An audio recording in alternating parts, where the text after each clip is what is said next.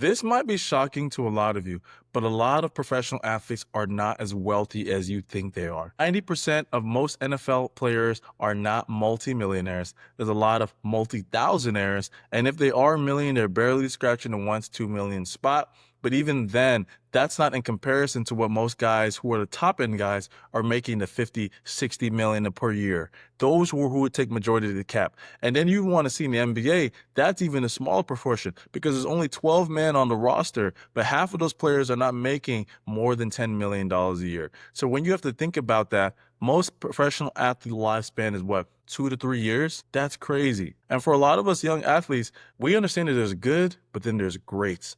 And for an epitome athlete, I think that examples that greatness is no other than LeBron James. Clown him as much as you want, but you cannot deny that this man has been an epitome of consistency and greatness throughout his NBA career. Check this video out. The social media and because of people wanting instant gratification, instant oatmeal, I always call it. Like, okay, let's throw it in the microwave and a minute and a half is warm.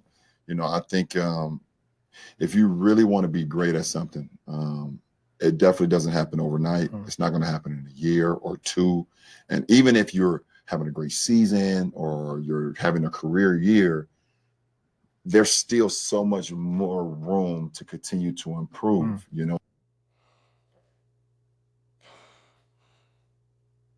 Do you see that kind of mindset somebody like LeBron James has? He's been a multiple first-team All-Pro, 4-time NBA champ, 4-time NBA MVP, and he's consistently pushing himself to be better. That mindset is the reason he is going on year 20, being the all-time leading scorer in the NBA. Like, you don't hear that from a lot of players. They, like I said, they want the instant gratification. They care about what the game gives to them than they care about the game themselves. And that's why you see the difference between good guys who make the All-Star game or who make an All-Pro once to the guys who are consistently on that list. Check in. He's going to talk about a little bit more in this, but that kind of mindset right there, that instant gratification is for a lot of players, not just players, but people in general in society, they want something here and now. They're not willing to put in the consistent time, the consistent effort. You know what they say? Whatever happens fast won't last. Whatever takes long stays strong. It's still much more room for you to continue with the process of becoming great where it's sustainable. We've both been in many all-star games, multiple all-star games, and we've both seen guys that were there one year, Right. and then guys that were not there the next year. And you ask yourself, when I walk into those locker rooms still, I ask myself, what was it? Right. What was the defining factor why that particular player wasn't there the following couple years after he had that breakout season the year?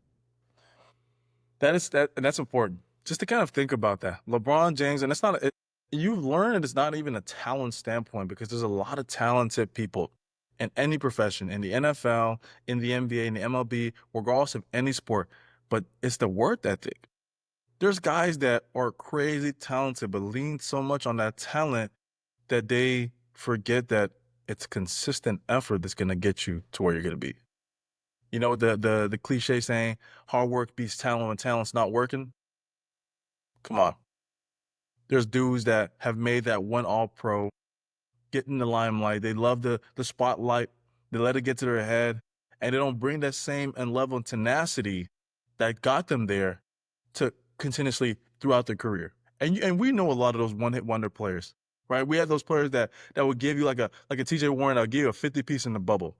And no shades of TJ, but I'm just saying, like, they have the talent, they have the ability. The ability is not the reason why they're not the great players that they should be or they think that they could be. Before, and that's disregarding if an injury happened, Right. Sure. Sure. So being able to just like make the lens so much smaller and not looking at like the finished product, because yes, we all want to, in our respective sport, we want to host the Larry O'Brien Trophy. Like you've seen it, you've seen other guys do it, you've seen it over the course of time. You feel like it cements your legacy or whoever that you want to become. But ultimately, like the time and the commitment that you give to yourself, into your body, into your craft, into your mind, those things will take care of itself. And if it's meant for you to have, then it's meant for you to have. LeBron's being he's honestly being just humble about that right there. That's all it is. Everything he said is the reason why people are great. And come from me. I'm a kid from Nigeria who had no business making it.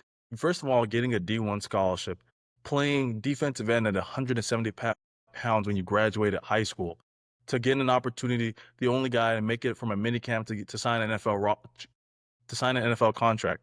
It just doesn't happen. But one thing that really changed the course of my career early on when I was in high school is kind of like what LeBron was saying. Like, I remember one of my teammates was saying, "Hey, Tobenna, you're a good player, but so and so is better than you, not because he is more talented, but he works harder than you. You rely strictly just off your talent alone, and that's not going to take you far." And honestly, I was an arrogant, egotistic kid, and I took that to heart. It was personal. And when I say every single day since then, I wanted to make sure I was the first in sprints. I was leading the group and just in every drill that we did. A, I was a senior, and number two, I just didn't want to get outshined by any younger classman than me. It was an ego thing. But that ego thing took me to college to play as a true freshman, to get to play a 3-year starter, to come back from multiple different injuries, MCL, high ankle sprain, groin, torn rotator cuffs, and still start as a senior, get all conference, and get a chance to lead one of the best defenses in the country. I don't say that to brag, but I say that as it was something inside me that was like, you have to put in a little bit of effort because you're not the biggest, you're not the fastest, you're not the strongest. You have to take the slow grind, the slow burn. I had a coach that used to say this one thing. You know, the best way to eat an elephant? Piece by piece. Don't eat the steak. Take the small bites every single day. That's what's going to make the difference as when you're wanting to achieve something great. And for a lot of my young athletes, for a lot of people out there, just in any endeavor that you want to get, give yourself some time. Stop letting instant gratification kill what you're wanting and what you're looking and what you're building towards. That instant pleasure that you think you're going to get in that the excitement, you're not fulfilled with that. I promise you, the journey is going to be way more satisfying than the end goal. The end goal was the end goal. You raised the trophy, everything was cool. But it was those moments in between that are going to change it for you, that you're going to remember the most. The days you sweat, the days you had to get up early, the days you had to deny the pleasures that you really wanted in that moment for something that you wanted long term. Guys like LeBron are a living testament to that. How many people from his draft class are still playing? There's people who literally were in high school when he started playing, got to the NBA and are out the NBA now, and he's still going, playing at a high level, averaging 24, 25 points a game at 40. And he's playing with his son. Like, you cannot tell me that level of consistency should not be talked about more and in a high regard because he's doing it the right way. And if it's not, if you've done all those things leading up to it and it still didn't happen, you sleep better at night. You're Right. okay with yourself because you gave your body, your mind, your soul, everything that you could ever ask Yeah. for. Man, that podcast was so good with LeBron right there and Stephen Nash. Um, I can't talk more enough about how Braun and how his greatness has transcended not just basketball, but in every endeavor he's ever done. Being able to put together I Promise School, allowing his kids to have an opportunity to play alongside of him. But no, it's easy to be like, oh man, that's so easy. LeBron, he's 6'9" and 280, but he had the weight of the world on his back and could have easily flopped. How many number one overall picks have we seen not live up to the hype?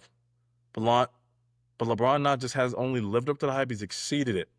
He's redefined what hype looks like and is consistently playing the game the right way, being an ambassador the right way, love him or hate him, regardless of what you think about him. He is somebody that I think every athlete has to look into of what it means, what greatness means, what being consistent in your craft means. Trust me, if you're on this journey, I'm excited. Let's grow together. And if you like what you see, we're going to be doing more videos like this. Please like, subscribe, and share with your friends who think might gain something from this, especially you young athletes.